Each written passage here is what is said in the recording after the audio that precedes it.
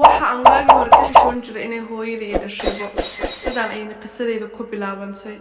tanina waa mid igaga tagtay qoomamo iyo ciil hadda waxaan rabaa inaad qisadeyda dhageysatiin aadna fahantiin jacaylka hooyanimada inta uu leeyahay hooyadu waxay ilmaheeda u jeceshahay si xad dhaaf ah iyadoona diyaar u ah inay nafteeda u hurto laakiin ciyaalka taas mid ka soo horjeeda ay sameeyaan hooyaday waxay lahayd hal ilo kaliyaata aniga aabahay maba xasuustabo markii aan yaraa ayuu naga tagay naafada isha ay ka tahay hooyadeeda waxaa ku adkaatay inay shaqo caadi hesho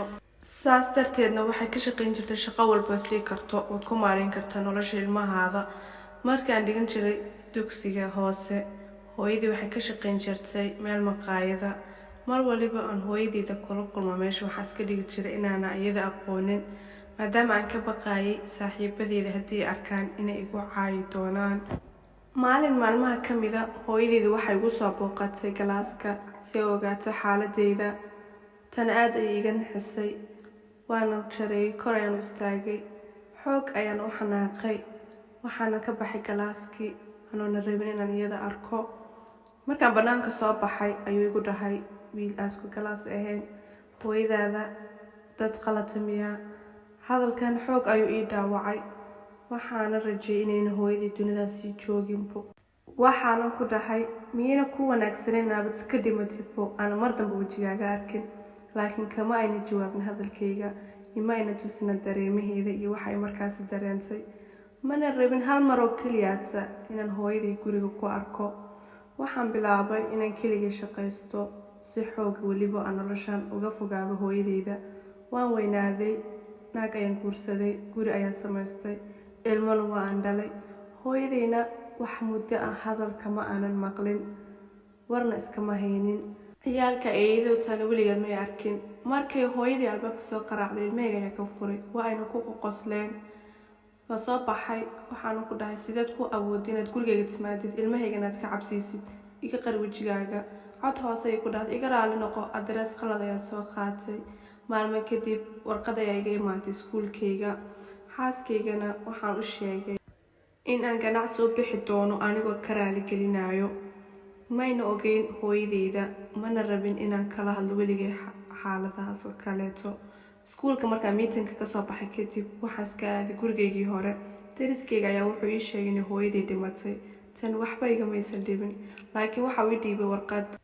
wiilkaygaan jeclaayo mar waliba adiga ayaan kaa fikiri jiray waan ka xumahay inaan gurigaaga imaado ilmahaagana aan cabsi geliyo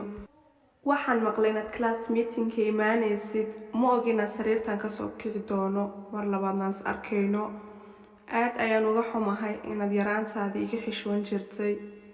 waxaan rabaa intaanan dhimanin inaan kuu sheego sidaan ishayda ku waayay markii aad yarayd waxaad gashay shil gaari adigoo halka ishaada ku waayay hooyo ahaana waan adkaysan waayay inaan kugu arko ilaa aan saas darteeda ayaan kugu siiyey ishayda aad ayaan ugu faanayaa inaad ishayda ku arkaysid adduunkan aad ayaan kuu jeclaa xanaanee oo daryeel hooyadaada oo qofka keliyaata si dhab ku jecel adduunkan wax walibana adiga dartaada u samayn karto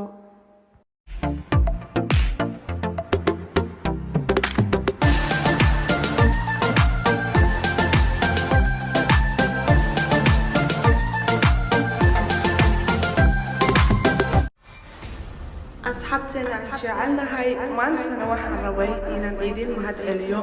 qof waliba oo janaalkayga subscribe saaray iyo sidoo kale qof walba fiidiyooyinka daawaday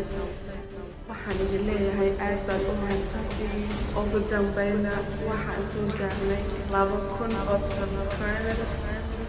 insha allah waxaan kaa codsan lahaa haddii adigu cusub tahay ama ay tahay markay horeysa janaalkayga ka booqanaysid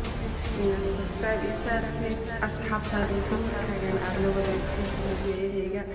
aad iyo aad baad u mahadsantihiin assalaamu calaykum